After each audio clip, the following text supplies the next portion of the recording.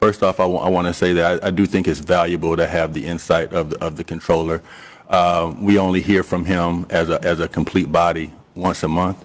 The item that he spoke of today is on the agenda, so it has a spending nexus to it. So I do think that's appropriate, and I appreciate his contributions. Second, we have a wonderful city attorney. What he gives is legal opinion. That's it. It's nothing that's a final judgment or ultimate authority. It's his advice, and he advises us. And he's such a good attorney that in different administrations he's made different arguments on the same issues on both sides. And that's how I know that he's extremely good, because as a good attorney you have to know both. Yeah, it shows he wants to law school. It shows he's a good attorney, just like the controller, who's a Harvard-trained lawyer. I do think we have to look at, the word of maintain or maintenance. I don't think there's any disagreement that dumping in certain areas can obstruct waterways or ditches or drains. But that has nothing to do with the actual structure of the property, okay? If it did, then we could look at unkept or unmowed vacant lots that many of us have in our districts. And many of those lots that attract illegal dumping, we're not using the stormwater dollars to fence them off or to maintain them or to ensure that they're clean or mowed. We wouldn't be able to justify that. But illegal dumping occurs there. Illegal dumping occurs all over the city in places that have nothing to do with a blighted building. So the blight building, although it is an eyesore and it is an issue within our districts, that blight alone is not correlated to the stormwater system.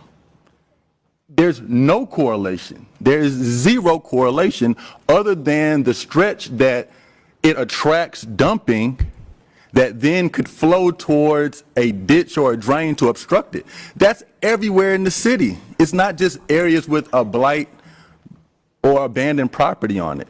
And so we are using these funds in an impermissible way. There's no doubt about that. You can stretch or interpret the word maintain however you want to do it. And I think as a good attorney, Arturo can do that. And we all could give our opinion or insight on that interpretation.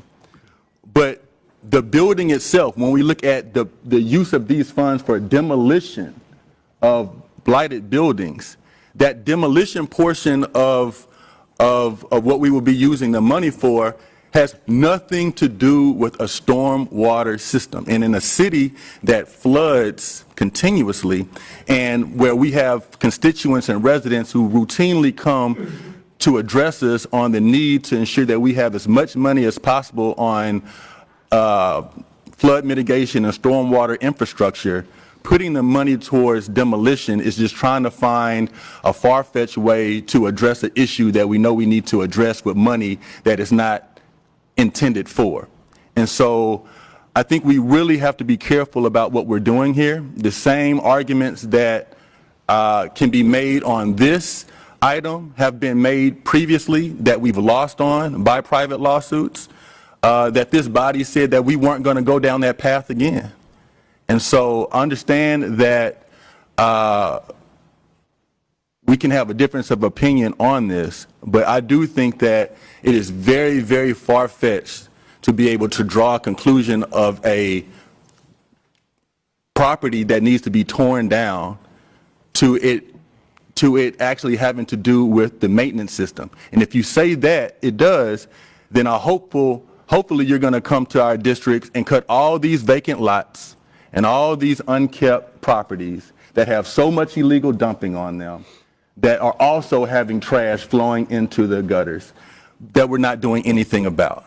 And just because we demolish a property does not mean that we're going to solve the issue of illegal dumping. What you're doing is you're tearing down that property. And that's why I think the intention of this item is really to address blight properties. It is not to maintain the stormwater system. And for that reason, I will be not voting to support this item. Thank you.